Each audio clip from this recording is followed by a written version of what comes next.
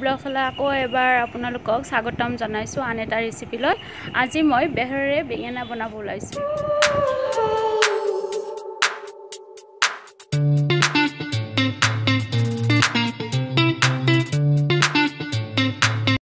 মই এইখিনি বেঙেনা লৈছো সৰু সৰু মিহি মিহি। এইটো মই এনেকে কটাৰীৰে চাৰিফাল কৰিছো।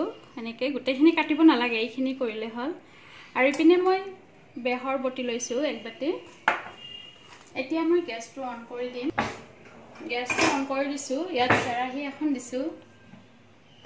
ইয়াত মিঠাতেল দিছো। মিঠাতেলটো অকমান বেছিকে লাগিব।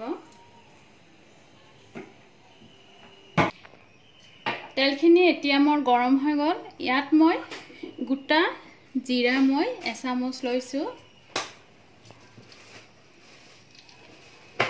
মই অকমান ভাজি লম।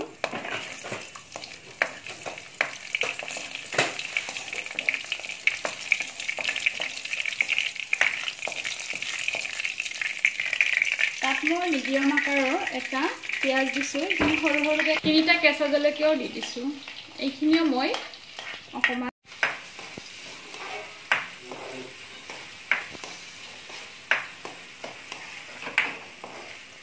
নহৰু পেষ্ট লৈছো মই আধা চামুচ আৰু আদা পেষ্ট লৈছো মই আধা চামুচ। এইখিনিও কেঁচা গোন্ধটো নোহোৱালৈকে মই ফ্ৰাই কৰি থাকিম। এফালে মই বেহৰখিনি এনেকৈ অকণমান পানীৰে মিলাই লৈ তাত মই ধনিয়া গুড়ি আৰু জিৰা গুড়ি এচামুচ দি দিছোঁ। নিমখ সোৱাদ অনুযায়ী দি দিছোঁ। মই এচামুচে দিছোঁ। হালধি গুড়ি আধা চামুচ দিছোঁ আৰু শুকান জলকীয়া গুড়ি মই আধা চামুচ দিছোঁ। এতিয়া গোটেইখিনি মই ইয়াত ভালদৰে মিলাই লওঁ। এইদৰে মই গোটেইখিনি মিলাই লওঁ। এয়া মোৰ এইখিনি ফ্ৰাই কৰা হৈ গ'ল। এতিয়া মই মিলাই লোৱা বেহৰৰ পেষ্টখিনি দি দিম। মই এইখিনিও মই ভালদৰে ভাজি লওঁ।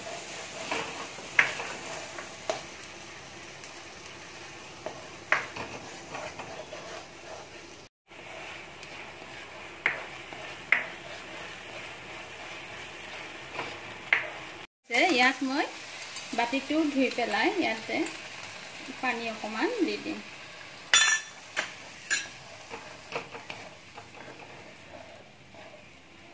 আৰু অকমান পানী দি দিম। এইখিনি মই 2 মিনিট সময়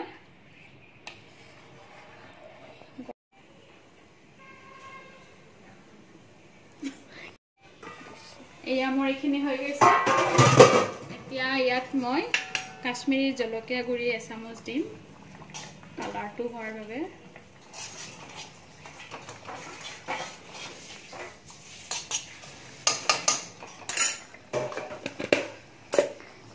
আৰু জুইটো একেবাৰে কম কৰি দি ইয়াত গোটেইকেইটা বেঙেনা কাটি লোৱা মই ইয়াত এনেকৈ দি দিছোঁ। এইটো ভালদৰে মিলাই আকৌ মই এইখিনি হ'বলৈকে দিম।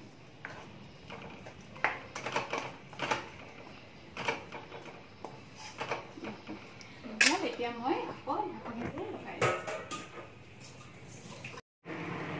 এয়া মোৰ এইখিনি হৈ গৈছে। এতিয়া কালাৰটো বৰ ধুনীয়া হৈছে।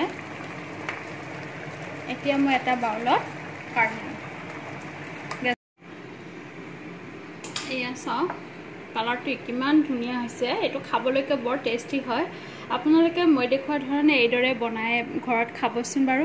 কেনেকুৱা লাগে? যদি ভাল লাগে তেতিয়াহ'লে লাইক কৰিব, শ্বেয়াৰ কৰিব আৰু ছাবস্ক্ৰাইব কৰিব।